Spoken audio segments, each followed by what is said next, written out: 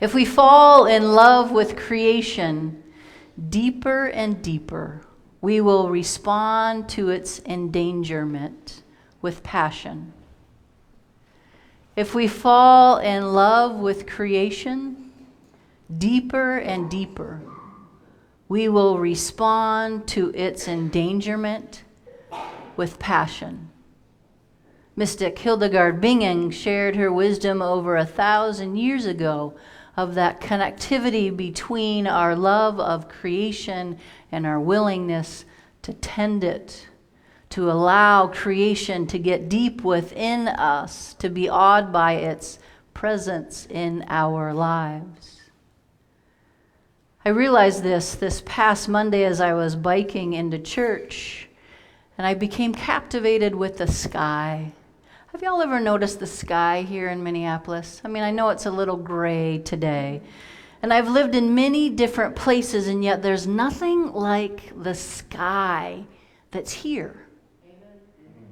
Yes? I mean, I know some of you have been here for a long, long time, and yet I'm inviting you to notice the beautiful sky, its expansiveness, its spaciousness. So when I was biking and I stopped by the lake to breathe in the glorious day on Monday, and it was one of those blue sky days. We might call it a bit of the, let's get our blues right. It might have been a bit more of the azure, all you artists, yes? Or maybe it was kind of that Maya blue, or might we just call it a deep blue sky?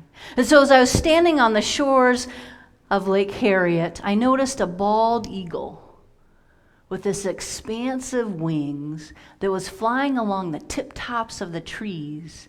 And then slowly the bald eagle circled and then got lower and lower. And then with this gracious expertise, extended those talons, touched down on the lake, and pulled up her breakfast. And as she celebrated and flew off, I noticed that the moon was out. Yes, in the waxing or waning, when it's heading out, when it's just a little bit. Yes, a quarter bit of that bright white against that glorious blue sky. And I could feel it within me, just that invitation for expansiveness and wideness, opening me to the possibility that's so inherent in that gorgeous blue sky, and yet at the same time experiencing this grounding. Have y'all had that happen? It's a grounding, a deepening, and yet an opening of expansiveness as well, of the source of love, a source that is and all that will be. No wonder our ancient people, our ancient ancestors worshiped the sky deity as the creator and giver of life. Creator and giver of life is what we've been talking about in this sermon series on Grounded. Grounded, the source of all that is. We're re-grounding ourselves in the reality. When we ask the question, where is God? God is right here. God is not in some heaven far away, although a God is there. Yes, a God who is right here with us. We've talked about being able to experience God in the dirt when we garden or when we're near water. We just have that immediate sense of relaxation and release and just being held in God's love. And so today we're going to talk about the sky. And as Chase so beautifully sang, we are part of that sky and we are part of that stardust. Might we be a people this morning who allows that connection with sky to open our imagination to what could be. Open our imagination to what God could be doing here in our very midst if we just were to pay attention. Yet, unlike ground and water, sometimes the sky seems a bit beyond our comprehension. Because where does it really begin? Right? There are 5 different layers in the atmosphere, and then we get to outer space.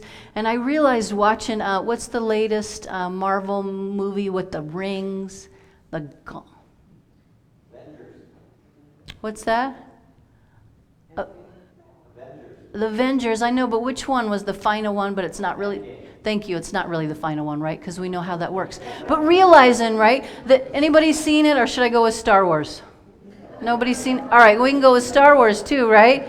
The Hobbit.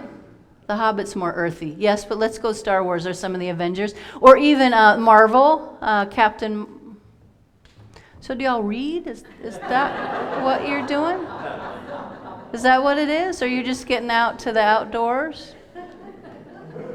Used to have such a connection. I used to have such a connection to I still do, the stars and the moon. And yet when I go and see these movies, it's that odd tension of, oh, I guess we can do space travel. And it doesn't seem as marvelous, right, and as expansive.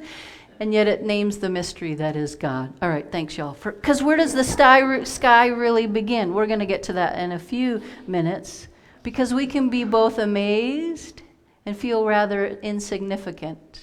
If you've ever stood looking into that dark sky with all of the lights that just seem to come down and want to hold you, we can feel so expansive and insignificant, and yet we also touch into this concept of a God who is with us, that 13.7 billion years ago, so we're going to talk Big Bang, yes? Almost 14 billion years ago, there wasn't a universe, and then there was that universe moment, that moment when everything that now exists came into being. Can you even imagine that singularity of infinitely dense and hot matter? And only seconds after the singularity appeared, it began to expand, becoming tiny bits of matter and particles and dust, and it created stars and galaxies and all of us.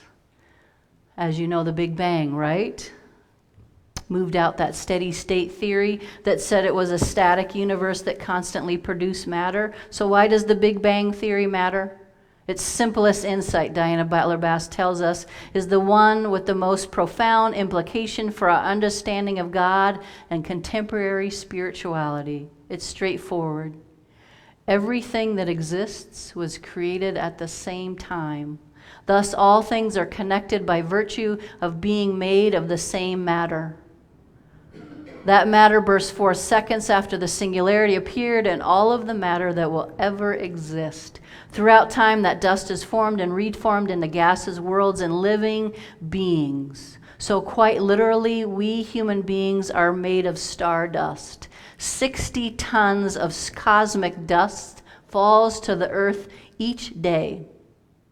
60 tons of cosmic dust falls to the earth each day, which mixes into the soil and enters our food chain. So this stardust is that ongoing act of creation. And it might seem like God is way out there and beyond us, and yet in this moment, God is initiator and presence and horizon just beyond, and yet is with us. Are you all still with me? So, we're going to come up a little bit in our history. About 2.3 billion years ago, take a billion years or so.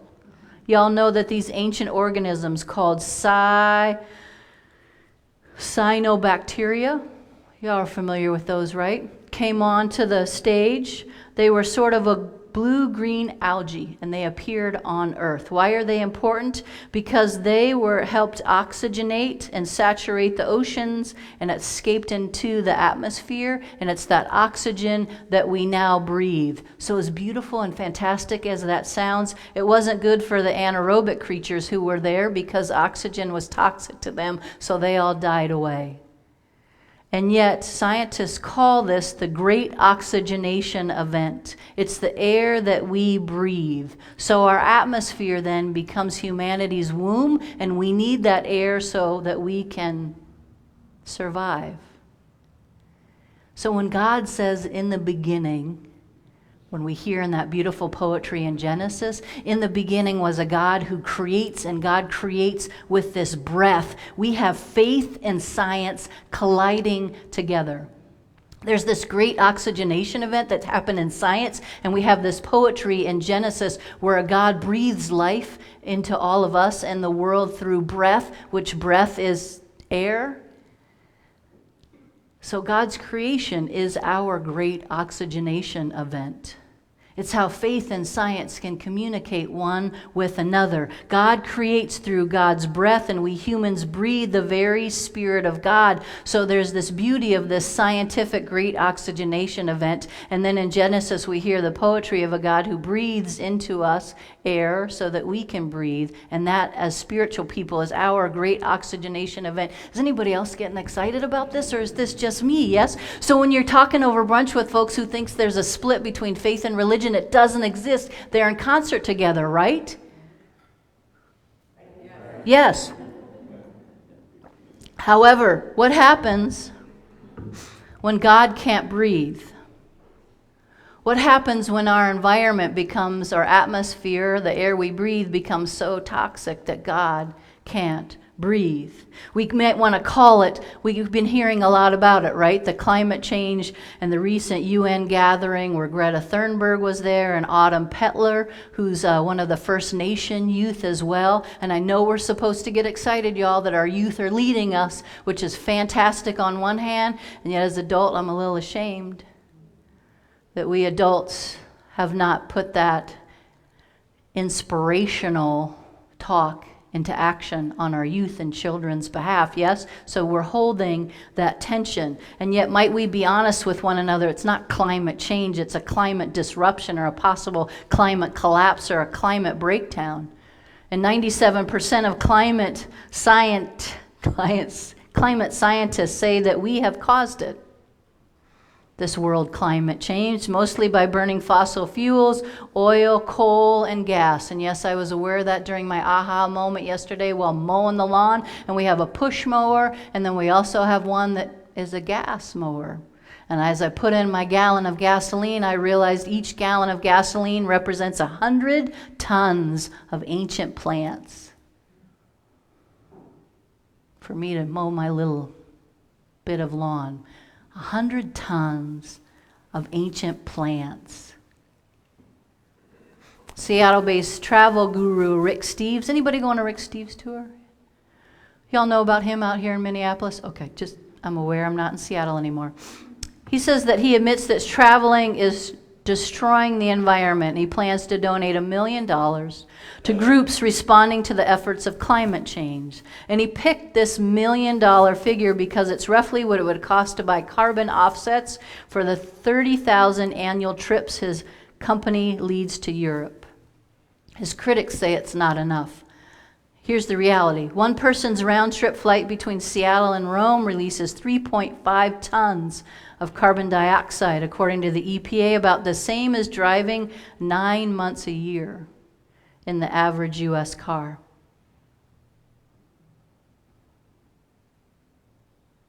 Hildegard of Bingen says, if we fall in love with creation, deeper and deeper, we will respond to its endangerment with passion.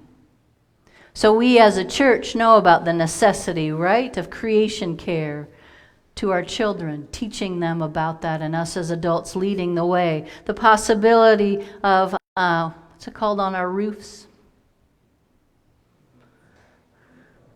Solar panels. I know we've done a solar audit before, an energy audit. Might be time that we look into that one again when that glorious sunshine shines on that side of the building, right? We stand with our sisters and brothers at Standing Rock because we know when we look up into that sky, it has the possibility of opening our imagine about a God who comes near, that the kingdom of heaven is not far away, yet it's right here. So as I said earlier, let's talk about where that heaven begins. Let's talk about where that sky begins. Y'all are familiar with the troposphere, right? It's the layer of the atmosphere that extends upward from the Earth's surface to about 35,000 feet. So right now where we're sitting, we are in that troposphere. So the sky is right here among us in this moment. So when we talk about the kingdom of heaven coming near and heaven being far away, and we're trying to bring that right here, that means since we're in this troposphere, we're in this layer of the atmosphere that starts at the very ground, that we are sitting right here in heaven together. We're sitting right here in that sky together, so that God is not a faraway God, but a God who is accessible and right here with us. not beyond, yet with us. And what does that look like biblically? We hear a lot about, John 3:16, I realize has so many different layers, right? We usually hear, for God so loved the world, God gave us God's only Son, that all who believe in that Son will have eternal life, which is true. Yes? And if that's your theology and that gives you life, I hope you hold on to that with all you have. And yet if you open this morning to a little tweaking of that, the possibility that it's not just about individual salvation, yet it's about all of us here together, Diana Butler Bass puts it this way. Because cosmos, the word world, translated in Greek, is cosmos. And that looks like this. God so loved the universe, not just the world, but God so loves the universe, that God entered the cosmos in the form of a gift, the gift of Jesus, that we might trust in the divine presence and experience abundance. It's not about a saving from hell, although we need a lot of saving from that hell that we're creating here on earth in this moment. This is about a God who comes near and cares deeply about not just us, but the universe and the cosmos, and wants us to know that that cosmos and that heaven is right here with us so that we can experience that goodness and that abundance. So where is God? God's right here in the sky that starts at your feet and at my feet and that surrounds us and desires that deepening and that groundedness and yet that expansive nature that opens us to the possibility of what God has in store for us in this moment. So let us be a people who fall in love with creation deeper and deeper so that we will respond to her endangerment with such passion to bring about healing now. May it be so. Amen.